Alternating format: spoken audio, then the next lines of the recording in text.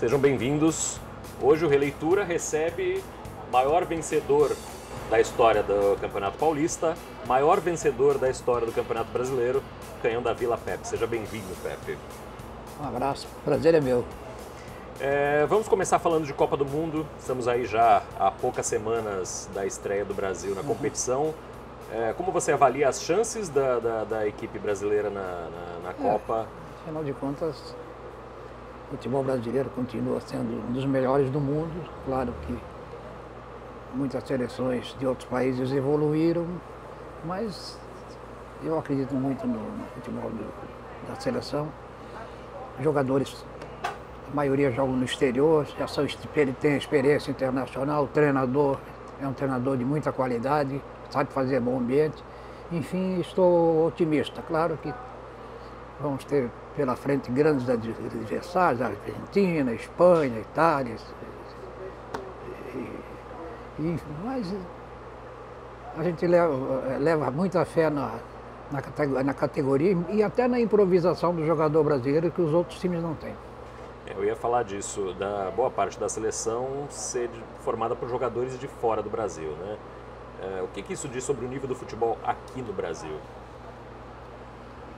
Significa que na minha época a gente fazia mais questão de ficar por aqui, tinha um pouco mais de amor à camisa. Hoje não, os jogadores até certo ponto no aspecto profissional preferem logicamente contratos vantajosos no exterior e consequentemente, mas é um mal que não aflige só o Brasil, a Argentina, o Uruguai também tem o mesmo problema. Eles preferem jogar no exterior e, logicamente, quando são chamados para defender a sua seleção, tem que fazer bonito. O senhor, ao contrário, jogou apenas no Santos a vida inteira, né? Seleção brasileira. O senhor acha que hoje as seleções perderam espaço para os times, para os clubes? No coração do torcedor, inclusive? É difícil de dizer, mas chegar a esse ponto. Mas a seleção, quando joga, ainda tem assim uma assistência boa dos torcedores, gostam de ver e tal, mas não como na nossa época, que o Brasil parava. A seleção vai jogar hoje, era quase que um feriado nacional, né? Consequentemente, isso reflete no que eu acabei de falar agora há pouco. Os grandes jogadores do futebol brasileiro estão no exterior. Então, eles, consequentemente, aqui os estádios ficam mais vazios, né? O senhor acha que isso, de alguma forma, afeta o jeito brasileiro de jogar? Jogadores em várias ligas do mundo, como é que fica? Eles estão saindo cada vez mais jovens daqui. É verdade. Sem dúvida prejudica um pouco, né? Mas a maioria dos jogadores, mesmo sendo jovens, já são jogadores experientes, jogadores que jogam no Real Madrid, jogam no Barcelona, jogam na Itália, no Milan. Eles têm um poder de adaptação muito bom, já que estão trabalhando no exterior. A sua carreira como técnico, ela foi ainda maior, mais longeva do que a de jogador, né? Foram 15 anos como jogador, técnico o senhor começou logo depois, até técnico 2000. Dá para ir até 60, 70 anos jogador, não? 2000, não tem muitos técnicos brasileiros fazendo sucesso no exterior, né? Isso já era uma característica na época que o senhor começou e ainda hoje. A gente não vê, ao contrário de jogadores, não vê muito técnico fazendo sucesso na Europa, por exemplo. A que o senhor deve isso? Porque eu já trabalhei no exterior como treinador e graças a Deus tive muitos elogios. Trabalhei no Japão, trabalhei na Arábia, né? Mas em síntese, o que eles pensam é que o brasileiro é muito volúvel. Por qualquer coisa ele quer vir embora, está com saudades. E isso aí, logicamente, prejudica. Então eles preferem, até os argentinos vai em qualquer lugar do mundo e se adapta bem. O Uruguai é a mesma coisa. Agora o brasileiro é meio cheio de dengo e aí, nesse sentido mesmo, eles sabendo que os brasileiros, os técnicos brasileiros são muito inteligentes, eles preferem outros que segurem mais a barra. por que essa característica justamente no brasileiro? É muita influência de empresário? Por que justamente no brasileiro tem essa característica de... É do brasileiro mesmo. O brasileiro,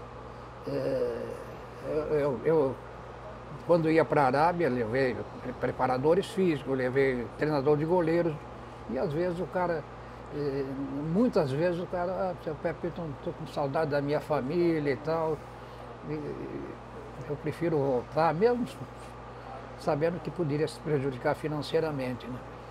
Já, como eu falei para você, Argentina e Uruguai vão e se adaptam a calor, 48 graus, 50 graus, a frios, 5, 6 graus abaixo de zero. E tratam de se acostumar porque a recompensa é financeira. Isso também acaba com a relação do jogador com o clube formador, né? Eles saindo tão cedo, eles não criam uma identidade com o clube que os lançou, nem com a torcida, na verdade. É verdade. Você sabe da minha história, eu só joguei no Santos, eu fazia questão de ficar por aqui. Na minha época, principalmente por eu ser descendente de espanhol, eu recebi muitas propostas da Espanha, notadamente do Barcelona.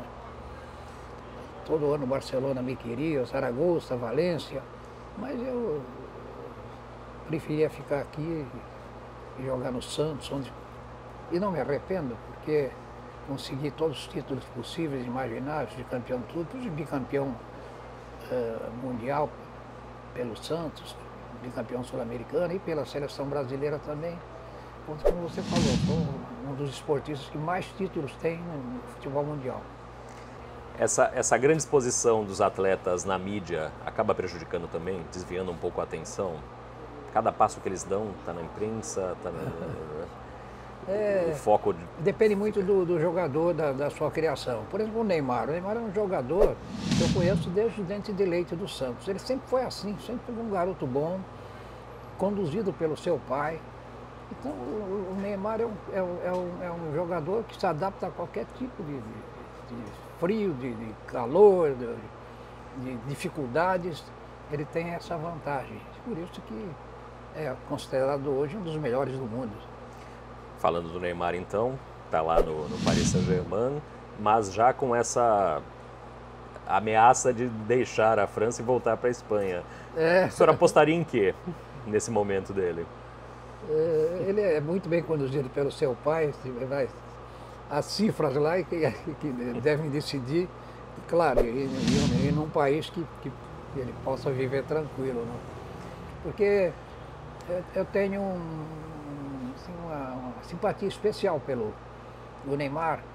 Muita gente não sabe, mas ele jogava com a camisa número 11 e que ele uma vez me falou que era em minha homenagem, que ele me admirava muito, o pai dele também, e ele sempre jogava com a número 11. Hoje ele está jogando com a 10, porque é claro que muita coisa mudou e ele deve ter tido até a obrigação de jogar com a 10, porque normalmente os números 10 são os melhores das equipes, então por isso que ele está jogando com a camisa 10. Além do Brasil, que outras seleções o senhor coloca como candidatos ao título aí na Copa do Mundo? Sempre desde que não aparece assim, uma surpresa fantástica, a gente fica sempre preocupado com grandes rivais do Brasil, Argentina, Alemanha, né? E são tradicionalmente times fortes. O Brasil se recuperou mais fácil do 7-1 do que a Argentina vai se recuperar desse 6-1 contra a Espanha, né? Incrível, tão próximo da Copa, né? É verdade, deve ter sido uma catástrofe para eles tomar essa lambada aí, né? Mas tem que absorver bem, porque senão dança, né? Porque aí, na Copa do Mundo não dá para vacilar. A gente foi bicampeão mundial 58, 62. Eu me orgulho disso, embora tenha tido a infelicidade de me contundir nas duas ocasiões, nos jogos preparativos, né? Mas é uma glória que ninguém tira, ser bicampeão mundial, você se sente o dono do mundo. Então, hoje eu vejo a seleção brasileira com muita qualidade, jogadores muito eficientes, como é o caso do Paulinho. Me perguntaram hoje, quem é o jogador? Eu gosto do Paulinho, médio volante, joga sempre bem, ele sempre naquela batidinha dele. Nunca joga mal, sempre regularíssimo. E outros jogadores que dispenso comentários. Segurança no meio de campo, né? A gente vai para um rápido intervalo e volta daqui a pouco com mais um bloco com o Pepe.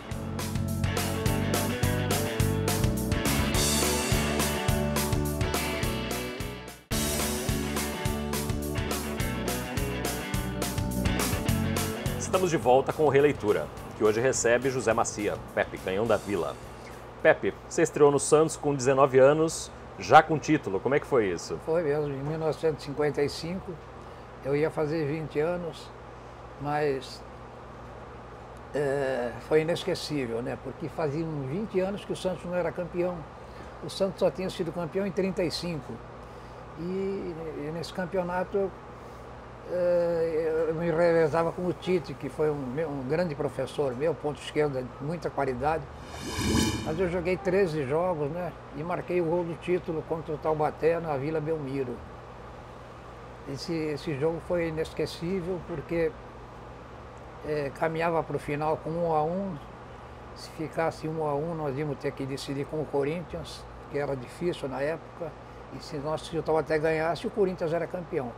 E eu marquei o segundo gol lá na Vila Belmiro, no gol do fundo, dividi uma bola com o Manduco, que era o zagueiro deles, ganhei, fiz o gol, bati cruzado, fiz o gol. Eu me senti muito feliz, cheguei no vestiário, festa, olha, enfim, maravilhoso. Acabei chegando na minha casa, meu pai tinha um bar em São Vicente, né? Eu cheguei, depois do jogo, cheguei uma hora e pouco depois, cheguei carregado pelos fãs lá no bar do meu pai, e aí virou cervejada, guaraná, bebida, refresco.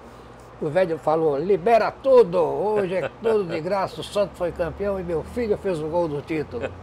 Melhor impossível. Nesse momento ele já tinha aceitado melhor a sua carreira, né? Eu já ouvi uma entrevista do senhor que o senhor fala que a família no começo ficou receosa do senhor seguir a carreira do futebol. Sabe por quê? Porque o jogador naquela época não tinha assim fama como agora o jogador é o artista, né? Naquela época o jogador é que bebe, que fuma, que não sei o quê. Que achavam que não era uma profissão digna, que não trabalha. Como não trabalha? O jogador treina de manhã, de tarde, de noite, viaja, não para. Então meu pai depois, ele viu que realmente não era como falavam. Ele passou a aceitar e ficou muito grato ao futebol, porque com o futebol, graças a Deus, eu pude também ajudar a minha família, meus pais, meu irmão. Enfim, eu devo tudo ao futebol. Foram 15 anos de Santos Futebol Clube, 405 gols, 2 títulos mundiais, não sei quantos paulistas. Como é que foi isso tudo para o senhor? Olhando em perspectiva, difícil não se deslumbrar, né, com uma trajetória tão sólida quanto a sua. Incrível, né? As coisas foram acontecendo normalmente, eu fazia muito gol, o treinador logicamente gostava, quem que não quer um ponta artilheiro, né? E então já fizeram uma pesquisa, só para você ter uma ideia, fizeram uma pesquisa não só aqui como no exterior e chegaram à conclusão que eu sou o cidadão dentro do esporte chamado futebol que tem mais títulos no futebol mundial. Porque somando a minha carreira de jogador com a de treinador, dá uma quantia bastante grande. Puxa vida. Esses 405 gols que o senhor faz pelo Santos, eles são ainda mais impressionantes se a gente pensar que tinha Pelé no time. Uma referência para todo o time, né? Como é que era a relação com ele? Como é que foi esse período jogando junto com o Maravilha. Pelé? Somos amigos até hoje. Eu me lembro que quando o Pelé chegou na Vila, eu estava no Didi, eu estava cortando o cabelo, aquela minha vasta cabeleira, né? E chegou o Valdemar de Brito e me falou assim, Pepe, alguém falou para ele que eu estava ali na barbearia, ele me chamou e falou, Pepe, estou trazendo um garoto que você vai gostar. Eu digo, quem é? É um garoto que eu trouxe de Bauru, o apelido dele é Pelé. E aí o Pelé estava tomando um refrigerante ali no bar, ali do lado, né? Tomando um refrigerante e o Valdemar que me apresentou o Pelé, ele estava estreando calça comprida. Assim. Me deu um terno azul marinho, me deu um aperto na mão que quase me quebrou a mão. Falei, pô, ele veio com vontade mesmo. Aí começaram os treinos, né? O Lula, que era treinador muito inteligente, ele comentou com a gente, esse crioulo vai ser fera. Nossa, nos primeiros treinamentos ele já falou, vai ser o melhor do Brasil. Foi do mundo, né? Eu tive o orgulho de jogar ao lado dele muito tempo, somos amigos até hoje. Eu fazia parte de um ataque do Orval, Mengalvo, Coutinho, Pelé e Pé, porque eu era o único cara pálida, né? A criolada fantástica que foi responsável por muitos gols e por muitos títulos pelo Santos. É isso aí. Nós vamos para um rápido intervalo e voltamos para o último bloco com o José Macia, o Pepe.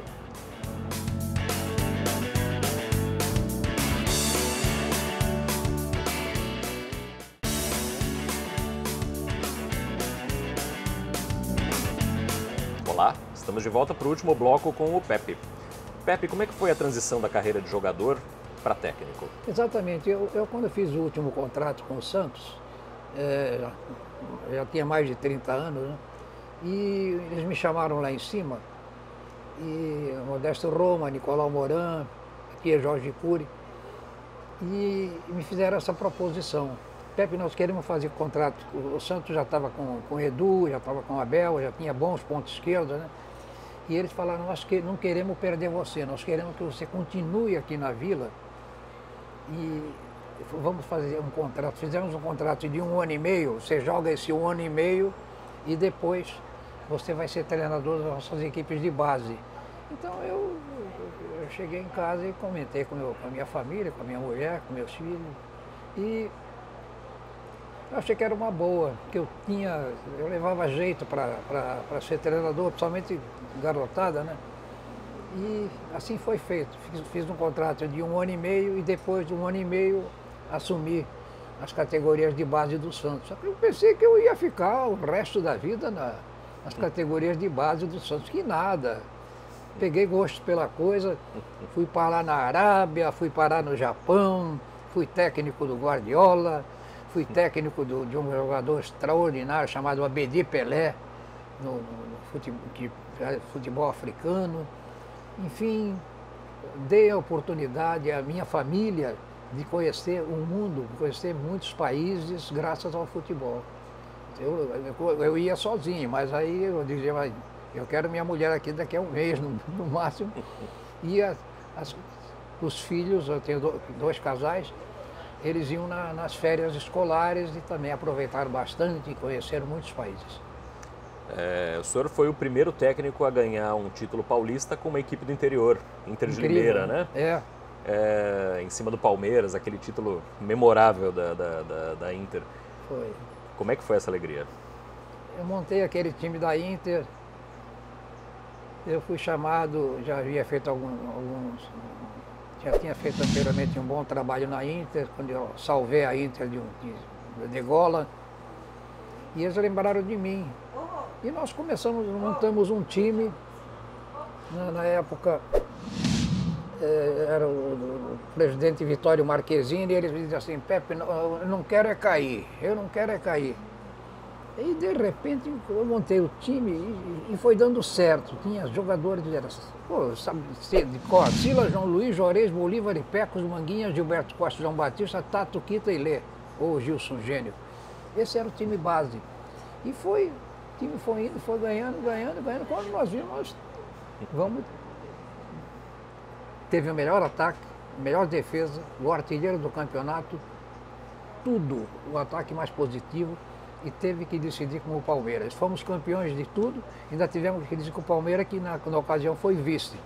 Tivemos que ainda jogar os 2 jogos no Morumbi. Por isso que esse título, como treinador, foi o título mais empolgante da minha carreira.